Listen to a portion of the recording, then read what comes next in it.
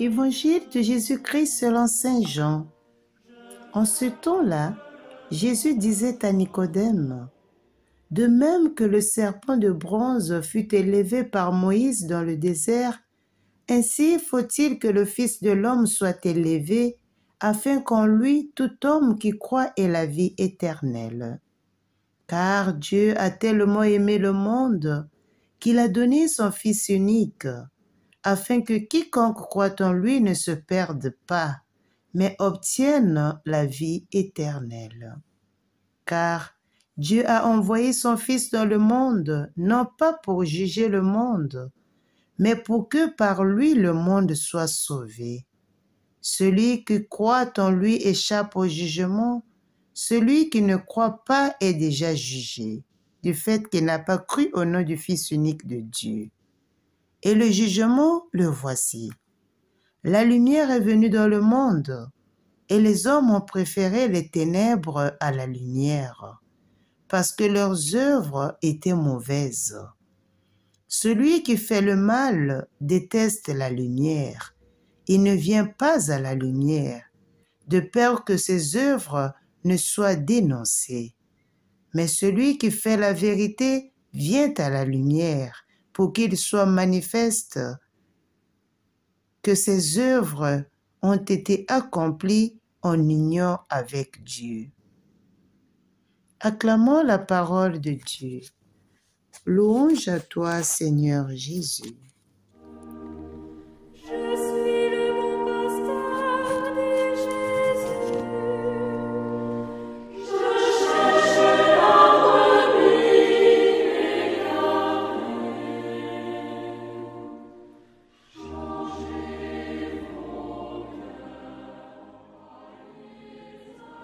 Dieu a envoyé son Fils pour que par lui, le monde soit sauvé. Bien-aimés, chers frères et sœurs, chers abonnés de 3 minutes d'évangile, bonjour. Nous vivons une période de l'histoire de l'humanité où de nombreux rêves ont fait naufrage. Si le rêve soviétique a pris fin avec la perestroïka de Mikhaïl Gorbatchev, Bruce Springsteen chantait déjà la fin du rêve américain en 1984 avec son Burn in USA. Bien qu'il ait fallu le 11 septembre pour que la conscience collective s'en aperçoive, nous avons érigé des monuments à l'optimisme de Galileo Galilei qui, dans les mathématiques décrivant les lois de la physique, voyait dans le code source non seulement la compréhension, mais aussi la canalisation des forces du monde en faveur de l'homme. Puis vint Emmanuel Kant, qui commença à esquisser les limites des possibilités de la raison, et enfin les expériences de Werner Karl Heisenberg, le physicien qui, avec son principe d'incertitude, montra l'impossibilité pour l'homme de parvenir à la certitude de certains phénomènes. Bien-aimés, l'incompatibilité entre la théorie de Einstein et la mécanique quantique marque la fin de la possibilité de décrire les phénomènes du monde microscopique avec ceux du monde macroscopique par une seule théorie et donc la fin du rêve de l'intelligibilité du monde. Où tout cela a-t-il commencé? De la découverte par les Grecs du Logos, le principe qui ordonne le monde, que l'évangéliste Jean a utilisé pour décrire la deuxième personne de la Trinité, celle qui s'est incarnée en Jésus. Si nous sommes aujourd'hui habitués à penser que la vérité n'existe pas, autant chercher à emboîter celles qui sont proposées comme telles. Pour les chrétiens, cependant, il reste non seulement l'affirmation qu'une vérité existe, mais aussi l'affirmation que Jésus est cette vérité.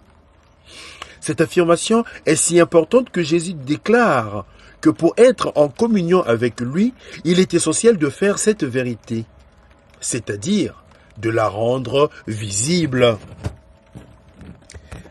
Aujourd'hui, en ce 4e dimanche de temps de carême, les chrétiens d'aujourd'hui doivent naviguer à contre-courant en affirmant qu'une vérité existe, même si elle échappe à la tentative de l'homme de la comprendre, c'est-à-dire de la posséder, parce qu'elle est une unité de divinité et d'humanité, de transcendance et de contingence.